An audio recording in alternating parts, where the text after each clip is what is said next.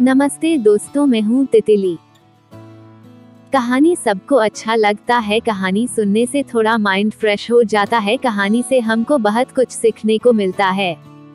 आज आपको सुनाने जा रही हूँ असली पति कौन। इस कहानी से बहुत कुछ सीखने को मिलेगा। असली पति कौन। बहुत समय पहले की बात है। धर्मस्थल नाम का एक नगर था। वहाँ एक विद्वान ब्राह्मण अपने परिवार के साथ रहता था। उसकी एक पुत्री थी जो बेहद खूबसूरत और रूपवती थी। जब उसकी शादी की उम्र हुई तो उसके माता पिता और भाई उसकी शादी के बारे में सोचने लगे। एक दिन जब ब्राह्मण अपने किसी यजमान की बारात में गया था और भाई पढ़ने गया था, तभी उनके घर में एक ब्राह्मण का लड़का आया। लड़की की माँ ने उसके रूप और गुणों को देखकर उससे कहा कि मैं तुमसे अपनी बेटी की शादी करूंगी।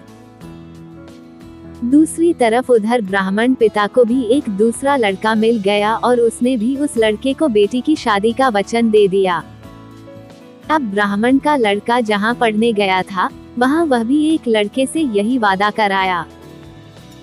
कुछ समय बाद बाप बेटे घर लौटे तो देखता कि वहाँ एक तीसरा लड़का और मौजूद है। दो उनके साथ आए थे। अब सब दुविधा में पड़ गए कि क्या किया जाए। इतने में ही उनकी बेटी को सांप ने काट लिया और वह मर गई। उसके पिता, भाई और तीनों लड़कों ने बड़ी भागदौड़ की, जहर झाड़ने वालों को बुलाया, पर सब बेकार साबित हुआ।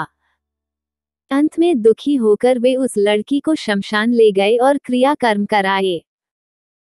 तीनों लड़कों में से एक ने तो उसकी हड्डियां चुन ली और फकीर बनकर जंगल में चला गया। दूसरे ने राख की गठरी बांधी और वहीं झोपड़ी डालकर रहने लगा। तीसरा योगी होकर देश देश घूमने लगा। एक दिन की बात है, वह तीसरा लड़का घूमते घूमते किसी नगर में पहुंचा और एक तांत्रिक के घर वो रहने लगा। एक दिन वो तांत्रिक अपनी साधना में मग्न था कि उसका बेटा आकर वहां खेलने लगा, जिससे उसे विघ्न महसूस होने लगा। तांत्रिक को बहुत गुस्सा आया।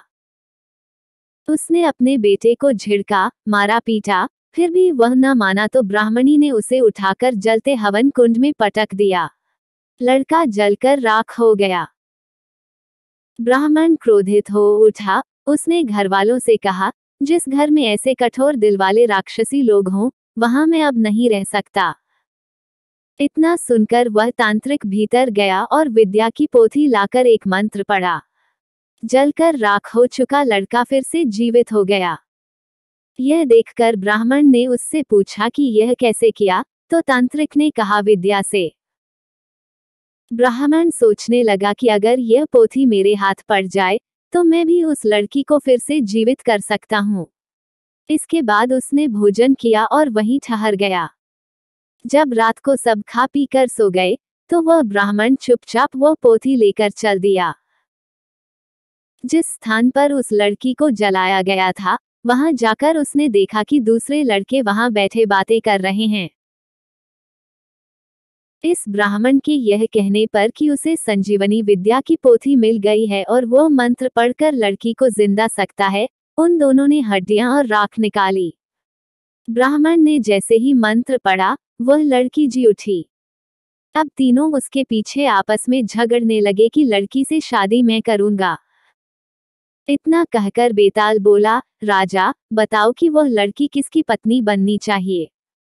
अगर तुमने मुंह नहीं खोला तो तुम्हारी मौत निश्चित है। राजा ने जवाब दिया, जो वहां कुटिया बनाकर रहा उसकी।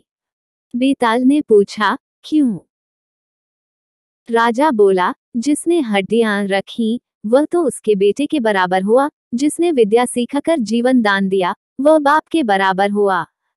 जो राख लेकर रमा रहा वही उसकी हकदार है। राजा का यह जवाब सुनकर बेताल बोला कि राजन, तुम बहुत ही चतुर हो, मानना पड़ेगा, लेकिन तुमने अपना मुंह खोला तो मैं चल पड़ा। बेताल फिर पेड़ पर जा लटका। राजा को फिर लौटना पड़ा।